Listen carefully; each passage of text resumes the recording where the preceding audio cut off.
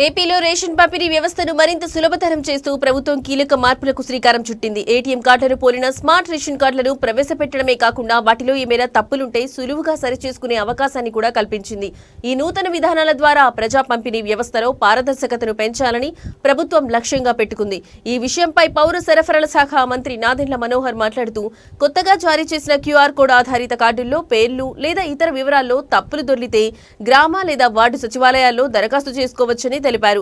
అంతేకాకుండా ఈ నెల 15వ తేదీ నుంచి మన మిత్ర వాట్సాప్ సేవ ద్వారా కూడా ఈ మార్పులు చేసుకునే సౌకర్యం కల్పిస్తున్నట్లు ఆయన వివరించారు. తప్పులను సరిచేసిన తర్వాత లబ్ధిదారులకు కొత్త కార్డులను ముద్రించి అందజేస్తామని మంత్రి హామీ ఇచ్చారు. ఆధార్ ఈకేవైసీ వివరాల ఆధారంగా ఈ కొత్త కార్డులను రూపొందించినట్లు మంత్రి పేర్కొన్నారు. అయితే వరుసగా 3 నెలల పాటు రేషన్ సరుకులు తీసుకుని కుటుంబాలకు 4 నెలల నుంచి పంపిణీని తాత్కాలికంగా నిలిపివేస్తారని స్పష్టం చేశారు. అలాంటి వారు తమ కార్డును సచివాలయాల్లో చూపించి తిరిగి యాక్టివేట్ చేయించుకోవాల్సి ఉంటుందని సూచించారు. నవంబర్ 1 తర్వాత కొత్త కార్డు కావాలనుకునేవారు 35 నుంచి 50 రూపాయల వరకు రుసుము చెల్లిస్తే కార్డును నేరుగా ఇంటికే పంపిణీ చేస్తారని వెల్లడించారు.